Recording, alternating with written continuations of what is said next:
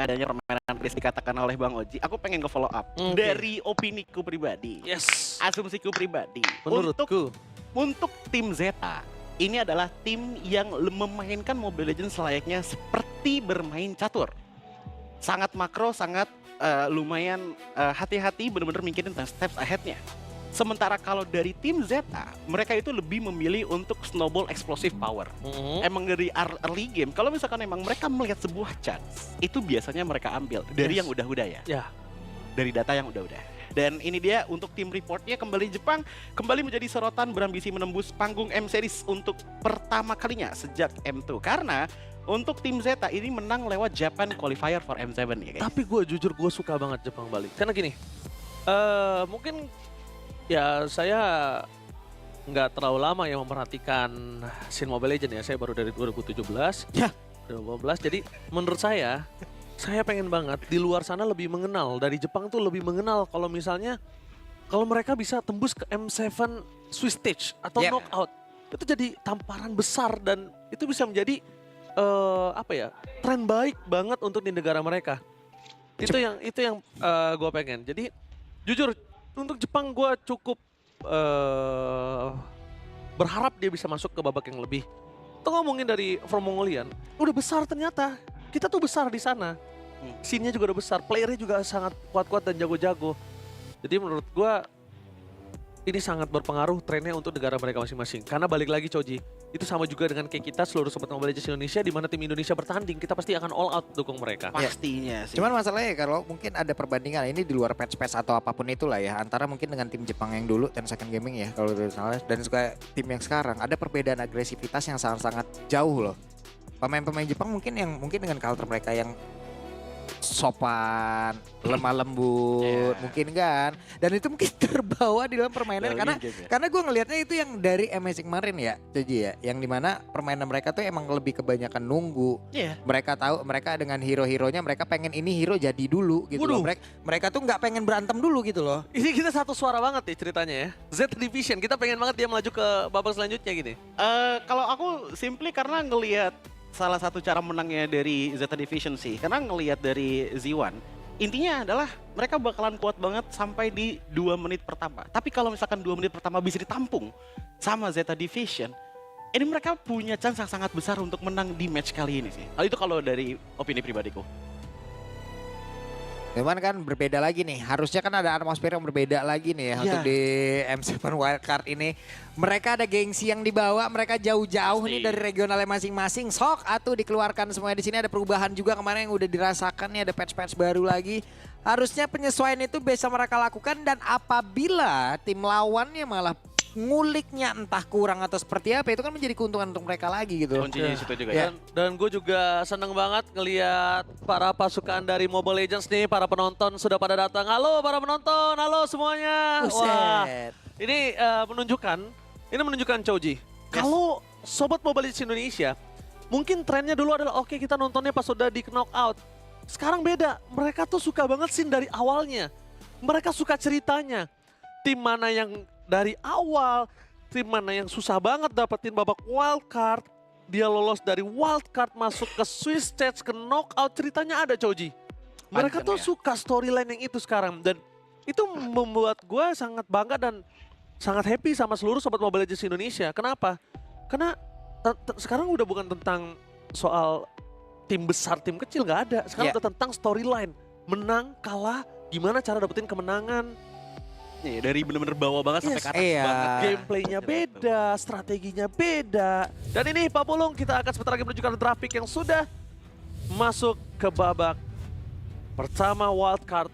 Mampukah Z1 akan menghadapi Zeta Division? Nah, ini yang cukup menarik karena dari bandingan ya, ini udah langsung kelihatan ya bahwa untuk Zeta mereka langsung menutup ke hero-hero yang sekiranya punya fungsi banyak banget.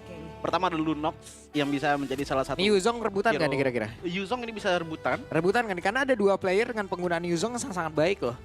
Gua Antara Jenuan kalau dan- Yuzong mungkin di first pick menurut gua sayang. Tapi hero balik lagi kan, Ci. Hero power. Hero Ci. power. Ada beberapa tim dengan hero powernya, mau apapun itu patch yang sekarang ada lah. Hero power ke depan kan gitu. Langsung dimajuin aja ke depan ya. Banyak sih seperti itu, benar, banyak.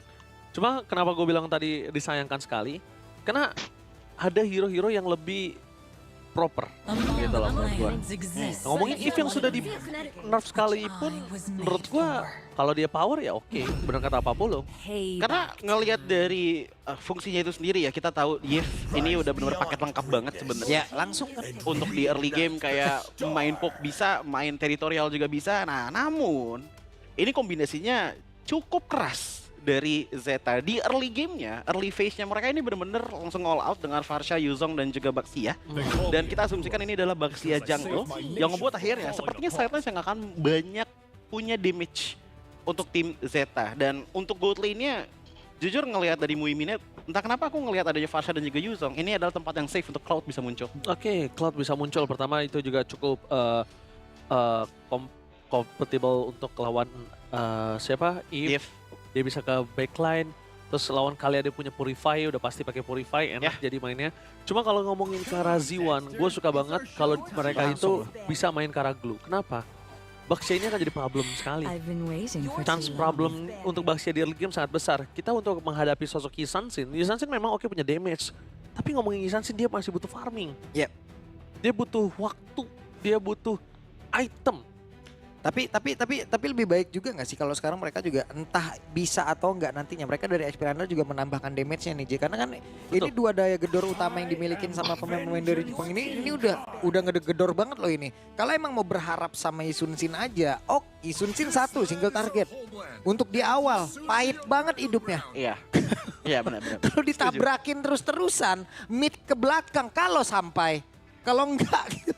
Seenggaknya untuk opsinya masih banyak sih, walaupun lapu-lapu udah di ban juga kita masih ngelihat adanya potensi Cici dan ya Pophius juga masih bisa masuk untuk sebagai damager lumayan besar untuk early game-nya.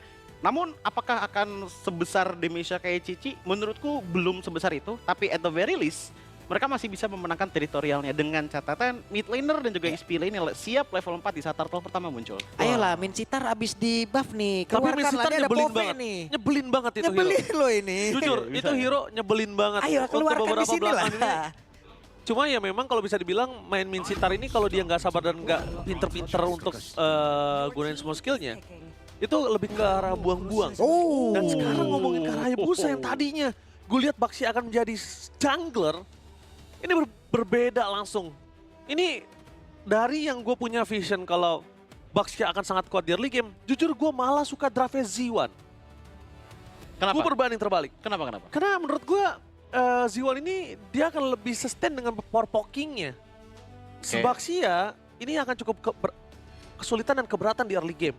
Nah, makanya dengan adanya Baxia, Yuzong, dan Hayabusa, entah kenapa aku ngerasa bahwa ini bakalan jadi tim yang one skill shot banget.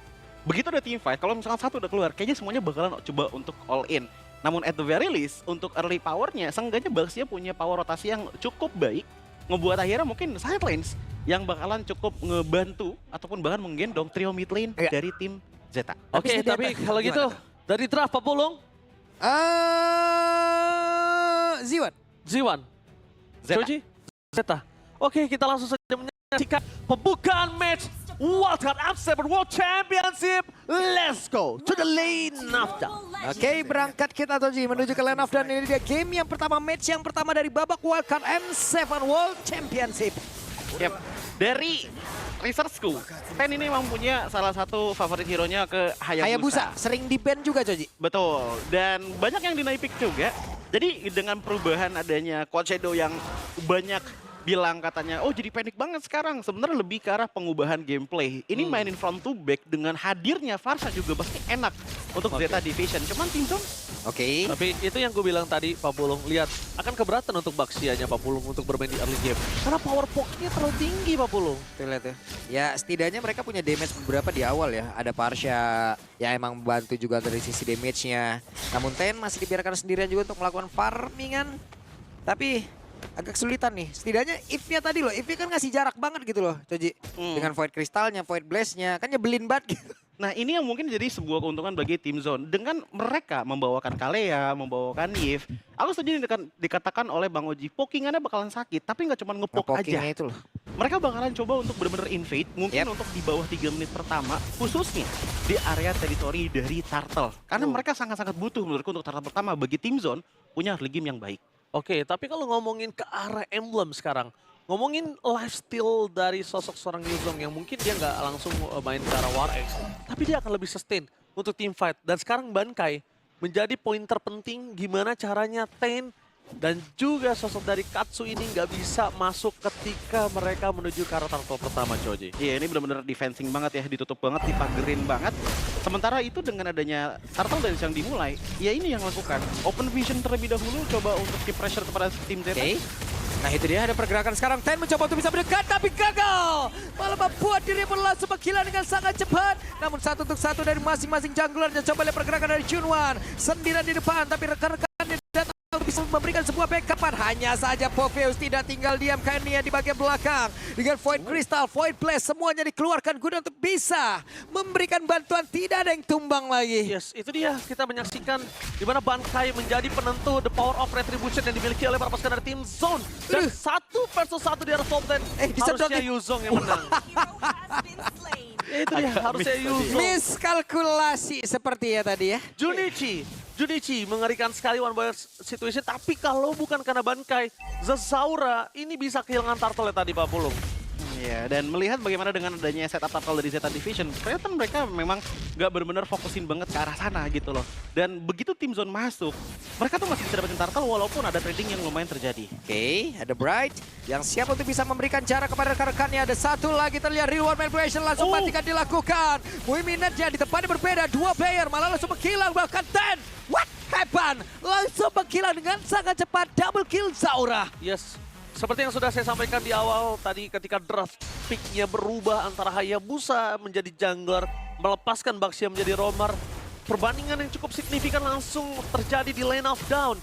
Mereka kesulitan untuk bermain di arah early game-nya. Baxia tidak sekeras itu, tidak secepat itu untuk mendapatkan level Choji seperti ketika dia menjadi sosok seorang jungler. Iya, yang lebih kelihatan lagi adalah dari tim Zeta Division yang memang coba untuk ngikutin tempo dari bagaimana trio mid lane-nya tim Zone berjalan. Kayak dimanapun tim Zone bergerak, Zeta bakal ngikutin gitu loh, yang dimana benar-benar obvious banget dengan kalahnya di arah early game, ngebuat skirmish-skirmish kecilnya pun tetap dimenangi oleh tim Zone-nya. Karena mereka udah menang juga dari awal. Mereka sudah menang turtle, mereka juga sudah menangin damage-nya. Apalagi kita tahu Ten dengan tumbang 2 kali, ini bakal ngedeny ataupun sangat memperlambat pembuatan item damage-nya. Ngerem langsung ini dia. Junichi, walaupun dia tahu dengan adanya posisi, Waduh, Oke, sendirian. What? Apa yang terjadi? Posisi ketahuan di mana Turtle pun sudah muncul. Kemungkinan besar akan menjadi milik dari tim Zone. ya itu dia Junichi, walaupun dengan War Axe yang sudah di nerf seperti kita tadi perdebatan berada di arah Page Note, tetap akan menjadi satu item yang penting, bukan karena lifesteal-nya aja jadi Choji. Dan solo kill di arah bottom lane hampir terjadi Pak Pulung. Oke, itu dia tonapan memori, tidak mau dikeluarkan, hanya saja Zaura malah menjadi korban. Terjadi banyak peperangan yang tidak terduga. Real War Manipulation langsung terlihat pula, tapi beri bagian bawah, coba lihat apa yang akan terjadi. Zaman Force Miring dikit nggak masalah. miring dikit nggak masalah, tapi udah Salah arah. bubar. Udah bubar tapi ini, bubar jalan. Salah arah nampaknya untuk para pasukan dari tim Z1. Lihat para pasukan dari tim Z1 yang harusnya tadi Haritnya mau coba untuk maksa ke sebuah Lala di bawah, lah kesedot abis dong. Oke, wildcard begitu wild ini kayaknya Choji. bener-bener wild banget ya, karena kita ngelihat kayak setiap menit bakal ada team fight yang berjalan. Bahkan aku ngelihat dari tim Zone, mereka banyak banget inisiasi yang lebih agresif dibandingkan dengan Zeta. Tapi kayak contohnya tadi ada Yisun Shin di bawah. Itu jujur menurutku agak sedikit overdiving. Ngebuat akhirnya ada kill streak yang harus dipecahkan. Ngebuat Zeta masih bisa bernafas sedikit, tapi ngeliat dari rotasi kayaknya tim Zone masih bisa leading. Ya apalagi karena kita lihat tadi ini ya kondisi dari para pasukan tim Z1, mereka melihatnya Brody yang sekarat. Jadi mangsa yang cukup lembut, mangsa yang cukup enak untuk dimakan nama seorang Zaura. Tapi ternyata itu membuat blunder untuk para pasukan tim Z1 dengan keunggulan yang mereka miliki. Sekarang posisinya jadi poin berbeda Coba 1 dan 1.600 gold aja. Mereka datang ke Brawl server dan mereka bermain seperti Brawl loh ini. Coba lihat loh. Mendadak 5 Choji, mendadak tadi di tengah. Udah ready itu. Udah ready untuk tiba-tiba langsung inisiasi, Udah tangkap ya. Satu Jadi sotoy sigap. aja tadi, maju semua. Cuman ya ini dia dengan adanya pressure balik dari Zeta Division. At the very least mereka masih mencoba untuk mencari objektif tambahannya. Beda sama dari Z1 yang emang cari teamfight Wah, total dulu. bahaya seperti nih. ini. Oke, dibantai sepertinya. Namun depannya berbeda. Ada pergerakan dari Bright. Namun dikarenakan Black Dragon Flame udah langsung dikeluarkan. Dan sekarang pertempuran kembali terjadi. Real langsung terjadi dalam area tersebut. Brightnya pun langsung menghilang. Tapi Chunichi tadi kembali menjadi sebuah bintang di mana dirinya mengacak-acak di area terdepan. Zaman Force terlihat. Bahkan tuh sekarang ada Bankai. Menjadi orang terdepan guna untuk bisa melindungi rekan-rekan dari bagian belakang. Membuat sebuah barricade. Di tempat yang lain. Dan harus merasakan seperti apa pahitnya kehidupan dan Muiminet selesai. Nowhere to run. Gak ada jalan untuk lari dari para pasukan Zeta Division. Muiminet terakhir akan ditutup jalannya oleh para pasukan dari tim Z1. Chunichi. Kali ini dia harus terperangkap karena sosok dari Bankai. Benar-benar mengerikan Bankai.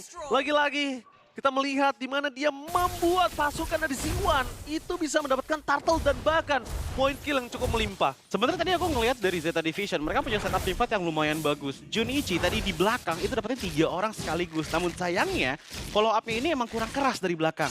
Baxia dengan ada itemnya Radiant Armor dan baru Radiant Armor, ini nggak bakalan terlalu kuat untuk bisa menutup Buset. adanya burst damage dari Zex Aura. Ini Brad mau bersinar kah? Oke, ada bantingan yang langsung dilakukan. Terlihat terjebak sendirian akankah? Fokus damage-nya langsung masuk dalam tubuh dari Kani dan benar mendadak 3 player langsung down. Katsu hampir saja tadi menjadi korban. Wow. Begitu crispy-nya tadi dirinya itu ditembakin loh itu. Wow, itu lihat permainan dari sosok Zaura. Dia tahu dia bisa dapetin Ten dengan 3 kali hit. Semua pasifnya nyala. Membuat Ten harus tergeletak lemas di depan sana.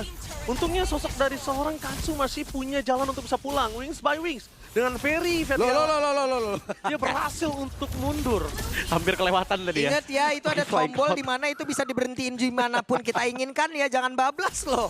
Tapi ya, aku ngeliat adanya pattern yang cukup repetitif tapi benar-benar jalan terus sama tim Zone. Dengan caranya mereka ambil satu, Wah. initiative fight, kalaupun emang nggak mau diambil, seenggaknya mereka pick off 2. Itu adalah pattern yang terus terjadi, namun sangat works karena Zeta Division untuk sekarang tidak punya ekonomi yang dibutuhkan untuk bisa melakukan counter setup. Apalagi bagian Lord yang muncul nih. Nah ini pilihannya dua, antara push turret dan hilangkan Holy Defense ya, atau coba pancing ke dalam Lord bagi tim Zone kepada Zeta Division. Ini bukan hanya tentang ekonomi, tapi lihat gimana caranya Baxianya ditutup. Baxianya sekarang mau coba untuk invade menuju ke arah Lord. Udah akan ada Bright di sana. Bright tahu, oke, Kani nggak sekuat itu. Dengan melihat dari item para pasukan dari tim Z1, Ya. semuanya udah capable untuk bisa numbangin sosok dari seorang Kani. Mereka udah punya Glowing, Endless, Hunter Strike. Bahkan kita ngomongin dari Harith, dia punya damage yang cukup sekarang menuju ke arah Holy Crystal. Ya, even untuk dari item pun kita ngeliat adanya perbedaan jauh juga sebenarnya dari Zex Aura. Kita bandingkan dengan adanya Ten. Ini yang membuat akhirnya damage per second yang dibawakan oleh tim Zone tuh benar-benar stabil banget. Bahkan kita ngeliat untuk K-nya itu sendiri ya, ini adalah waktunya emang untuk Harith bersinar. Apalagi Harith yang udah snowball dari awal. Makanya aku bilang dari awal, sebenarnya tim Zone emang bermain bener-bener kalau misalkan emang ada snowball eksplosif yang mereka bisa bawakan, ya mereka bawakan untuk di game kali ini. Kelihatan dari early game-nya, tiap menit yang berjalannya, apalagi dengan Harith yang hampir sudah full item dan mungkin lagi mengejar ke arah Holy Crystal. Beda sama adanya Phoveus yang dimana mereka mencari dynamic itemnya. Dari Oke. segi offense ada, defense juga ada, dengan anti-Quires sudah disematkan. Pertanyaan aku, Choji, kenapa Yes. Hayabusanya tetap bermain dengan Skypicer dengan kondisi saat ini? Endless lebih wise menurut aku. Ya mungkin menurutku di sini adalah karena Brunei juga nggak bisa ngapa-ngapain. Dari damage pun belum terlalu Bright. berasa. Oke, Bright akan kami mendapatkan satu korban dan benar saya ada Junichi menjadi korban dan shutdown. Satu bintang utama mereka yang dari tadi memberikan sebuah aksi. Namun untuk kali ini malah menjadi korban utama dan Tennya pula sempat hilang kembali. Mega kill masih langsung didapatkan. Wipe out selesai harusnya. Wipe out. C1 meratakan para pasukan dari Zeta Division dengan sangat mudah. One-sided gameplay. Different gameplay yang kita lihat di sini membuat para pasukan dari tim C1 menghancurkan Zeta Division ya dengan perubahan antara jungler mereka dengan roamer mereka shifting secara tiba-tiba. Itu ngebuat Z1 udah pasti langsung pede banget.